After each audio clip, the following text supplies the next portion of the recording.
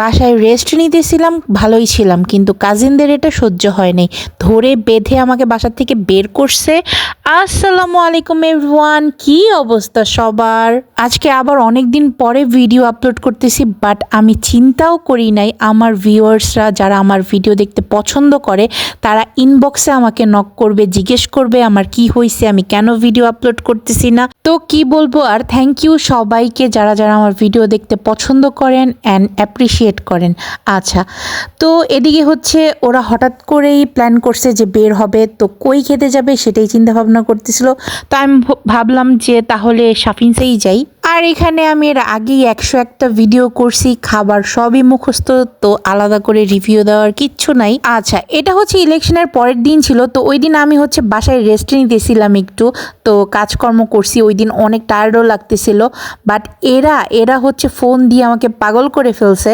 আর অন্তুপিও আগে থেকেই হচ্ছে মামা বাসায় ছিল, ওরাও আসছে, তো আমাকে অনেকবার হচ্ছে যেতে বলছিল, বাট আমার কি হয়েছে আল্লাহ মালুম, আসলে আমার পা মনে হয় জমে গেছে, বাসার বাইরে দিতেই ইচ্ছা করে না। তো হালকা পাতলা খাওয়া দাওয়া করলাম, ছবি টবি তুললাম, আর পাশেই হচ্ছে শ্বশুর বাড়ি ছিল, মানে একটা আলাদা রেস্টুরেন্ট আর কি। সো ওইটাতে অন্তু যাওয়ার জন্য পাগল হয়ে যাইতেছিল, বাট আমি জানি এটা রাত্রে ছাড়া হচ্ছে ভালো লাগবে না, রাতের বেলা অনেক লাইটিং করে, সো ওইটা দেখতেই মানুষ আসে। আর এখন যেহেতু দুপুরবেলা, আমি অনেকবারই হচ্ছে যেতে চাইছিলাম, বাট আমাদের এখান থেকে রাত্রেবেলা আসলে একা একা যেতেও ইচ্ছে করতেছিল না, তাই আর যাওয়া হয় নাই।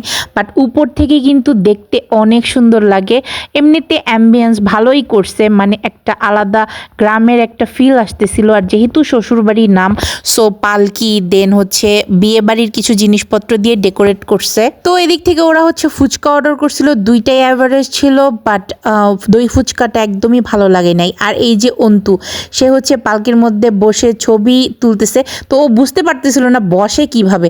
এখন বলতেছে শুধু বউ কেন বসবে, এখানে তো দুইজনের বসার জায়গা, সো বউ আর বর তো দুজনেরই বসার কথা। তো এইটা নিয়ে হচ্ছে অনেক ডিসকাস হইলো, অনেক তর্ক বিতর্ক হলো। দেন আমি ওদের সাথেই হচ্ছে শ্রীনগর অবধি গেছি, আমার হচ্ছে ফুলের দোকানে একটু কাজ ছিল। আম্মু কল করে বললো আমার একটা চাচু আছে, সে হচ্ছে আমাদের বাসায় আসবে, তো আমি ভাবলাম তাহলে আমি 2-3টা ফুল কিনে নিয়ে যাই। বাট ভাই রে ভাই, ফুলের দোকানে ছিল আগুন। আসলে পরের দিন ভ্যালেন্টাইন ডে, সো এমনিতেই দাম তো থাকবেই, আর যেহেতু নির্বাচন সেই জন্য সবাই বুকে একটা করে বানাই নিতেছিল, মানে ফুল ধরাই যাইতেছিল না বলা চলে।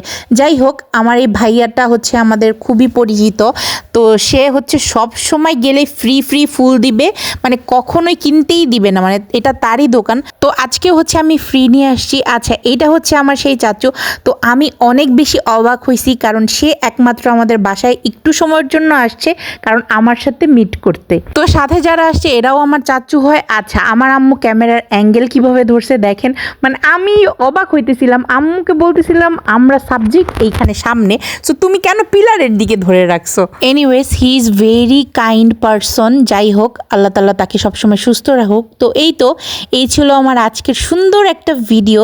আই হোপ সবার অনেক ভালো লাগবে, আর ভালো লাগলে প্লিজ পেজটা ফলো করবেন। আমি কখনো হচ্ছে এই ফলো করবেন বা লাইক কমেন্ট করবেন এগুলো বলি নাই, বাট আজকে কেন জানি বলতে ইচ্ছা করলো। তো এই ছিল আমার আজকের ভিডিও। নেক্সট ভিডিওর জন্য টিল দেন টেক কেয়ার, আল্লাহ হাফেজ।